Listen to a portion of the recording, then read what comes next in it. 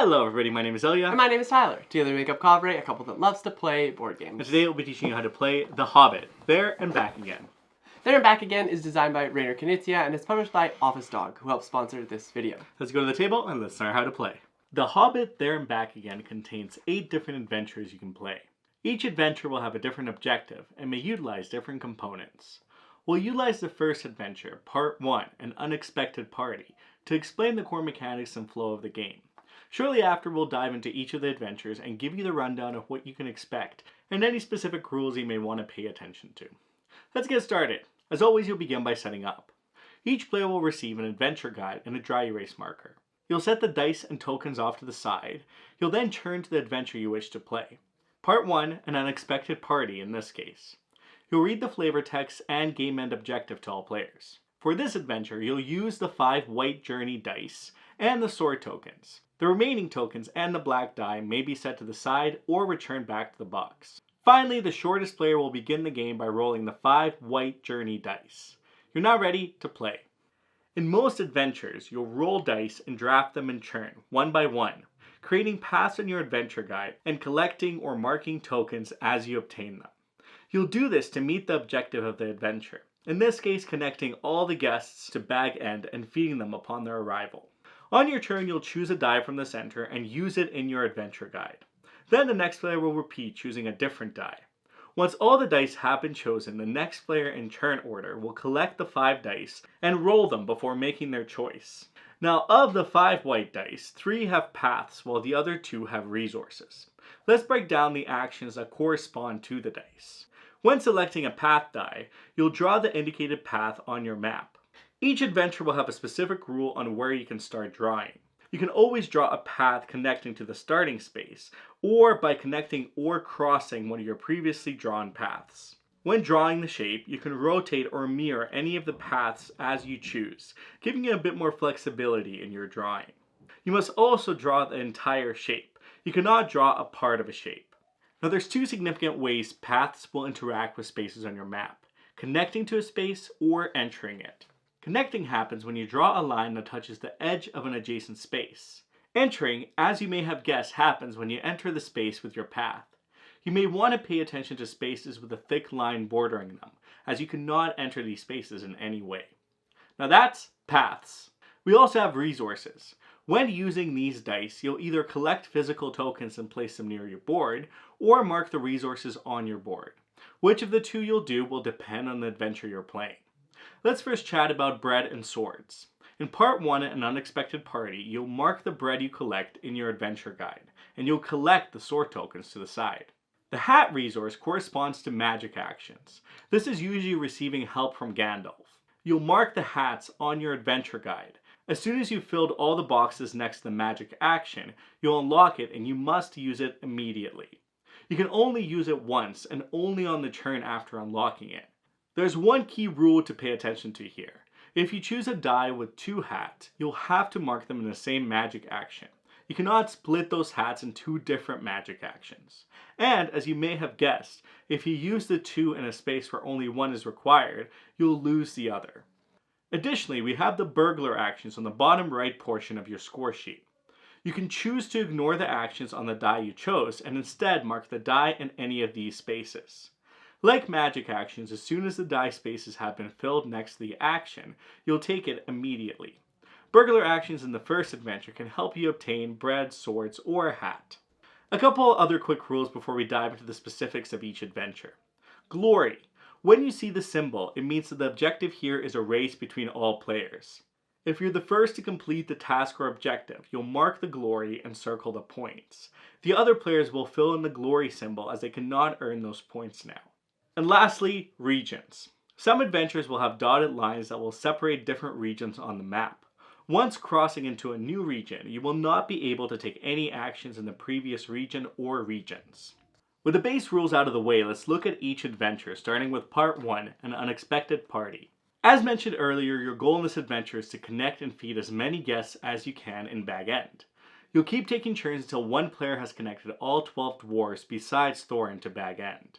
Gandalf and Thorin will have no impact on the game ending. Now you can start your path from any of the guests, and as you may have guessed, you can create joint paths to help guests arrive at Bag End. You cannot have guests move through each other though, as you cannot enter the spaces containing guests. Before the guests arrive, you'll want to collect bread. You can do this from dice or from spaces on the map. Each time you collect bread, you can either mark the dwarf spaces left to right, or any of the spaces with Thorin or Gandalf. Now when you connect your guest to Bag End, you'll mark the corresponding dwarf on the map, and from left to right, mark the dwarf on your scoring sheet and circle their scoring value. If there is a bread symbol below them, you'll additionally circle the point value there as well. If the bread symbol below is not marked, you'll fill in the points. You will not receive them at the end of the game. You'll also want to connect both Thorin and Gandalf to Bag End. If you're the first to do so, you'll gain glory points. Feeding Gandalf and Thorin works the same as the dwarves, but instead you'll need to have both breads marked in order to gain the points from the bread. Lastly, if you collect swords from dice or spaces on the map, you'll collect the corresponding tokens. These will be used in final scoring, which we'll talk about now. Once one player has connected all 12 dwarves to Bag End, the game ends immediately. You'll all now calculate your final score. You'll add up the points from all the guests connected to Bag End and all the bread that was fed to the guests. You compare how many sword tokens you've collected to the scoring chart and circle the corresponding points. And finally, you'll add any glory points you've collected, which again are earned by being the first to connect Gandalf and Thorin to Bag End. You compare your scores and the player with the most points wins. Now on to part 2, Roast Mutton. Here you'll use the white dice, the sword, and bread tokens. Your goal? Make it to Rivendell while distracting the 3 trolls, and of course collecting treasure and provisions on the way. Here you'll start with Bag End and move across the 4 regions depicted on the map. As a reminder, once entering a new region, you cannot draw in the regions you were previously in. The first player to enter each region in this adventure will additionally earn 2 glory points. On this map, you'll notice dangerous spaces. You'll want to avoid entering them, but if you must enter, you'll fill in the first space on your scoring track. As you can see, you'll score less and less points the more dangerous spaces you enter. Trolls are tricky. You'll need sword tokens to get past them. For each space with a broken sword you enter, you must return a sword token back to the supply. Once you do, you'll mark the space with a broken sword.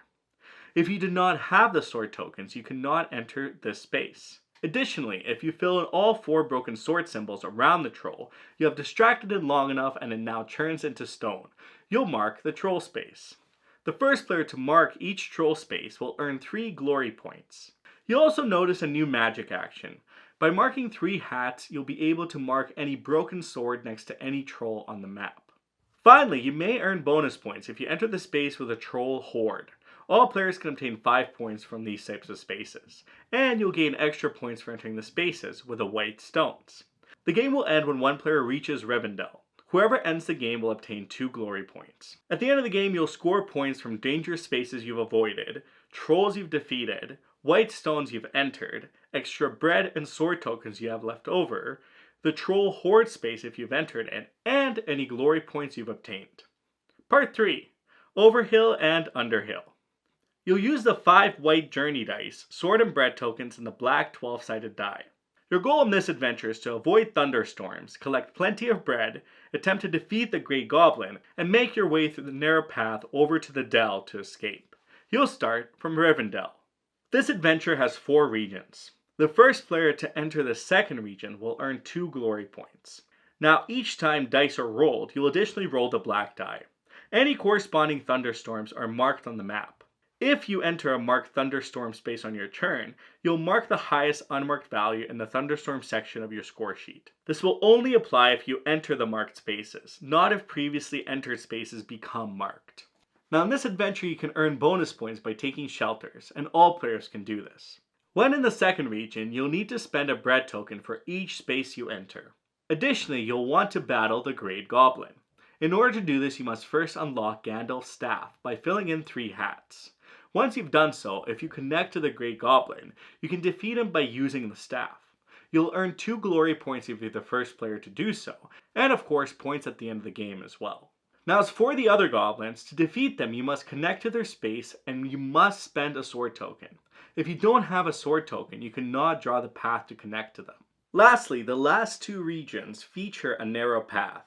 Your paths drawn here have to stay on track. They cannot overlap with cave walls. Once a player reaches the dell, they'll earn 2 glory points and game end will trigger. In this adventure, you'll score points for thunderstorms you've avoided, bread you've spent in the cave and collected at the end of the game, goblins you've defeated, including the Grey Goblin, and from the Take Shelter space and any glory points you've collected. Part 4. Riddle in the Dark. Here, your goal is to solve 8 riddles and secure the One Ring, as well as filling in water spaces as Bilbo cannot swim.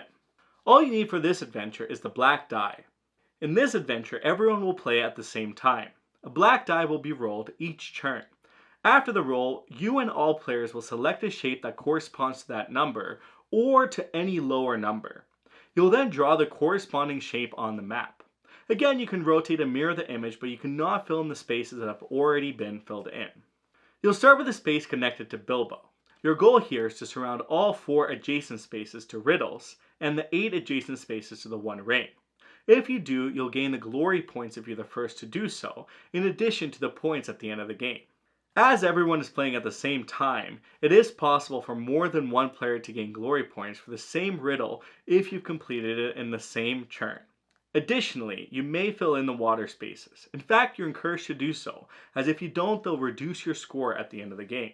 Once your shape is drawn, you'll mark it on your scoring sheet. You'll want to aim to mark shapes at least 3 times, as you'll score more points at the end of the game if you do so. Once all 3 spaces have been marked, you'll fill in the circle at the bottom. On future turns, you may still use this shape when drawing, you just won't mark anything. Now, if a 12 is rolled, you may use the wild size 6 shape.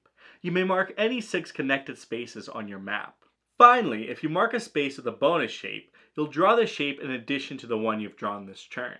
You can only do this once a turn, even if you mark multiple shapes. For the purpose of glory points, the bonus shapes are marked at the same time as the original shapes drawn on this turn, so there's more opportunities to share in the glory. When one player has solved all 8 riddles, the game will end at the end of this turn. The One Ring does not impact the game end. In this adventure, you'll score points from the riddles you've solved, if you've collected the One Ring, the amount of shape columns you've completed, and any glory points you've earned. You'll lose points from any unfulfilled water spaces on the board. Part 5. Out of the frying pan into the fire. Here you'll use the white dice, the black dice, and for the first time, pinecone tokens. When rolling bread, you'll instead collect a pinecone token. Your goal here is to help the dwarves flee from the pine trees before the wargs block their way. You'll do this by land or by air, with the great eagles arriving and flying the travelers back to safety. Here you'll start at the paths connecting to the dell on the left side of the map. Similar to part 3, you'll roll the black die with your white dice. You'll then fill in the wargs on your map. These spaces are now blocked. You cannot enter them. However, you can avoid filling the warg spaces if you return 1 pinecone to the supply per space you wish to be left unmarked. This may be beneficial for your pathing. Now, each time you collect a sword or an eagle, you'll choose one of the 3 flight paths and fill it into the arrow on the next pine tree space, working right to left. The first player to complete each path will earn glory points. Additionally, after Gandalf has been saved, meaning he's connected to the regular path and the flight path, you'll remove the black die from the game. The first player to save Gandalf will also earn glory points. Additionally, all players can earn bonus points by entering the Eyrie. The game will end when all dwarves have been connected to both paths. In this adventure, you'll score points from dwarves you connected to by land and flight paths, along with points for leftover pinecones, saving Gandalf, reaching the Eyrie, and any glory points you've obtained. Part 6. A Dark Way Through Mirkwood. Here, you'll aim to fill in the spider spaces and free the 12 trapped dwarves by filling in 4 adjacent spaces. You'll also want to avoid the sword space so Bilbo can make use of his sword. In this adventure, you'll use 1 black 12-sided die and play as you did in part 4, rolling and having players choose the corresponding shape or one of any lower number than the one rolled. You'll start by filling in spaces connected to Bilbo. Now, if you fill a spider space, you can fill in 1 bonus shape on your map. Unlike part 4, here you'll fill in all bonus shapes, even if you've obtained more than 1 per turn. You'll free dwarves by filling in the 4 adjacent squares. If you're the first to do so, you'll gain glory points. Additionally, when filling in all the adjacent spaces to the die roll symbol, you'll fill in the space and roll the black die using the rolled number as usual, but only for yourself. The game will end when one player has filled in all 12 spider spaces. You'll score points for spider spaces filled, dwarves freed, sting spaces you've left uncovered, glory points, and points from columns of shapes that you've marked. Here it'll be slightly different. For each column marked, you'll gain points equal to the value of the die corresponding to the column. Part 7. On the Doorstep. You'll use the 5 white journey dice, sword and bread tokens, and a black 12-sided die. Your goal? Collect bread, set up camps along the way, connect to the anchoring ships, and gather all the gems while holding your own against the dragon. You'll start at the barrel space. You can enter the forest river or the lake town. In fact, you'll need to enter both, as you'll need to connect paths in the field and the river to unlock the mountainside. What this means is you can always draw in the river, breaking the previous region rule. Now once connected, you'll unlock the mountainside. If you're the first to do so, you'll additionally gain glory points. As you'll travel through the lake town region, you'll collect plenty of food. And if you're the first to reach the top left space, you'll gain glory points. You'll need 2 food items to enter spaces with camps. You may not enter them if you do not have the food tokens to return to the supply. In addition to the camps, you can spend 1 bread token per turn to draw 1 additional path to the path you already drew. Now once you enter the Lonely Mountain, you'll roll the black die twice. You may write each of the numbers in the Smaug and Bilbo section. When both the numbers have been written in a column, you'll subtract. The result will be how many points you'll earn. Now you did hear me say may. You do not need to write the result, especially if you'll lose points when doing so. You can acquire these spaces from the map or from your magic actions as well, but only when you enter the Lonely Mountain. The first player to fill in all 8 spaces will also gain glory points. Lastly, you'll score points from the Thrush and Arkenstone if you enter them. These are not glory points and all players may score them. The game end will trigger when one player has entered all 13 spaces with green gems. In this adventure, you'll score points from camps made, your conversation with Smaug, Thrush and Arkenstone if you've entered the spaces, gems and swords you've collected, and of course any glory points you've earned. Part 8. Fire and Water. You'll need 5 white dice, the black dice, sword tokens, and bread tokens. Each player will start with 5 sword tokens. Your goal? Defeat Smaug while protecting the people and helping them evacuate. You'll start connected to the rightmost bottom space on your map. Bread movement will also apply in this scenario, meaning that if you draw a path, you can draw an additional space by spending 1 bread per turn. Now, Smaug will attack each time dice are rolled. For each value, you'll check the house and mark the leftmost space. If this is the last or only space marked, the house is destroyed. But fear not, you can alter the number on the die by spending swords. 1 sword can increase or decrease the black die by 1. Your values must stay between 1 and 13 though, and 13 can only be reached by using swords. Now you'll want to save houses before Smaug destroys them. You'll do this by connecting them to your bard. If the house has at least 1 unfilled number, you'll circle it, and it is now saved. On future turns, any numbers rolled that correspond to saved or destroyed houses will do nothing. They're a miss from Smaug and give you an opportunity to counterattack. You'll fill in the corresponding number in the Smaug section on the map. When you fill in all the spaces, you have defeated the terrible dragon Smaug. Additionally, in this adventure, you can connect to boats to evacuate people, gaining glory points if you're the first to do so for this boat. There's also the Thrush space, which will give all players points if entered in. Lastly, there's a special magic action ability which will let you fill in any number in the Smaug section of the map. The game will end when one player has defeated Smaug, or marked all 10 boats on their map. In this adventure, you'll score for houses that haven't been destroyed, your glory points, and points from the Thrush if you've entered the space, along with points for attacking Smaug and how many boats you've evacuated. Now that's the 8 adventures. Are you looking for a challenge? Well, you can try the hard mode. Simply follow the instructions provided in the rulebook to increase the difficulty of each adventure. Lastly, there's a solo mode and an epic mode, which you can learn more about by reading the rulebook. And there you have it, The Hobbit There Back Again. 8 whole adventures. 8.